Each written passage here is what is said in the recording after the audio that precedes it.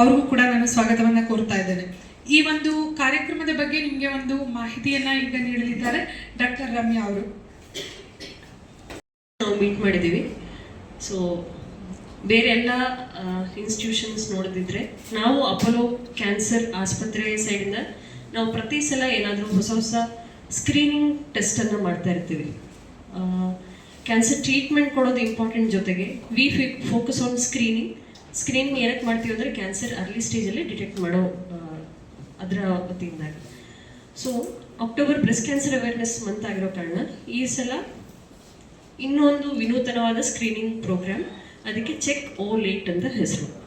So chocolate plus breast check ಇದನ್ನು ಸೇರಿ check o late ಅಂತ. ಸೊ ಇದರಲ್ಲಿ ನಮಗೆಲ್ಲ ಗೊತ್ತಿದೆ, breast cancer first important type of cancer ನಮ್ಮ ದೇಶದಲ್ಲಿ ಮಹಿಳೆಯರಲ್ಲಿ. ಸೊ ಆಲ್ಮೋಸ್ಟ್ 30% ಕ್ಯಾನ್ಸರ್ ಬ್ರೆಸ್ಟ್ ಕ್ಯಾನ್ಸರಿಂದ ಬರ್ತಾ ಇರೋದು. ಅದೇ ಥರ ಹೆಚ್ಚಾಗಿ ಕ್ಯಾನ್ಸರಿಂದ ಮೃತಪಡ್ತಾ ಇರೋದು ಬ್ರೆಸ್ಟ್ ಕ್ಯಾನ್ಸರಿಂದಾಗಿ.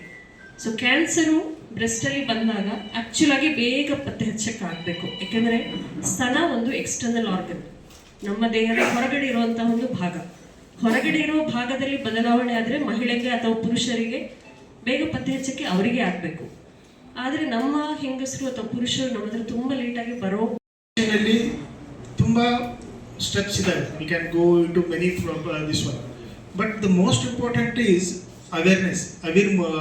ಇದು ಅರಿವು ಮೂಡಿಸೋದು ಎಲ್ಲಕ್ಕಿಂತ ಇಂಪಾರ್ಟೆಂಟ್. ಯಾಕಂದರೆ ಅರಿವು ಮೂಡಿಸಿದ್ರೆ 50% ನಮ್ಮ ಕೆಲಸ ಆದಂಗೆ.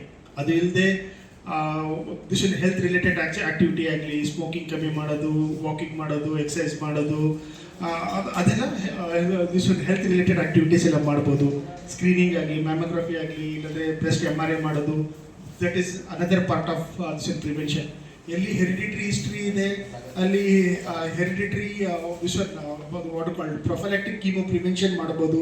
ಇಲ್ಲಾಂದರೆ ಎಲ್ಲಿ ಹೆರಿಡಿಟ್ರಿ ಹಿಸ್ಟ್ರಿ ಇದೆ ಅಲ್ಲಿ ದಿಸ್ ಪ್ರೊಫೈಲಾಕ್ಟಿಕ್ ಸರ್ಜರಿನೂ ಮಾಡ್ಕೊಂಡು ಕಾಯಿಲೆ ಬರೋದು ತಪ್ಪಿಸ್ಬೋದು. ಬಟ್ ಎಲ್ಲಕ್ಕಿಂತ ಇಂಪಾರ್ಟೆಂಟ್ ಏನಂದರೆ ಅವೇರ್ನೆಸ್ ಮೂಡಿಸೋದು. ನೀವೆಲ್ಲ ಅಂದರೆ ನಾವೆಲ್ಲ ಅನ್ಕೊತೀವಿ ಅವೇರ್ನೆಸ್ಸು ಸ್ವಲ್ಪ ಎಲ್ಲಿ ಇದು ಲಿಟ್ರಸಿ ಎಲ್ಲಿ ಕಡಿಮೆ ಇದೆ, ಎಲ್ಲಿ ಅನ್ಎಜುಕೇಟೆಡ್ ಇದ್ದಾರೆ, ಅಲ್ಲಿ ಲೋ ಸೋಷಿಯೋ ಎಕನಾಮಿಕಲ್ಲಿ ಅವರಲ್ಲಿ ಅವೇರ್ನೆಸ್ ಕಮ್ಮಿ ಇದೆ ಅಂತ ನಾವು ಅನ್ಕೊತೀವಿ.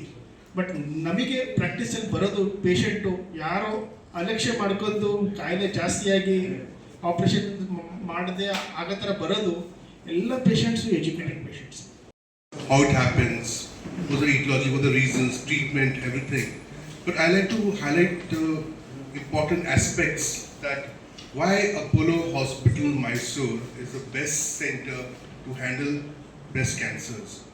First of all, everybody in the Mysore should know, or in and around Mysore, that we have the best comprehensive care of specialist, which regards to surgical oncology, Dr. Ramya, which she has over 15 years of experience. Dr. Naveen, who's an oncologist, he also has over 15 years of experience. Dr. Ranjita, senior consultant, more than 10 to 15 years of experience. Dr. Ramya, she is a radiologist, she's working here with us.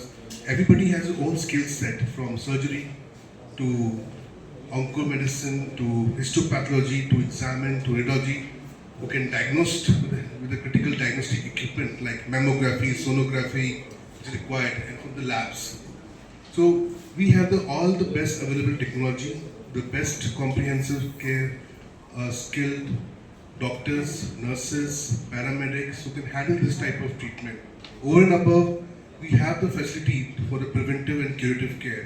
We've got the best health check packages here with us, which can identify the breast cancer in advance, where our doctors can take the lead from the very initial stage and cure the cancer from the beginning. So this is one. And second,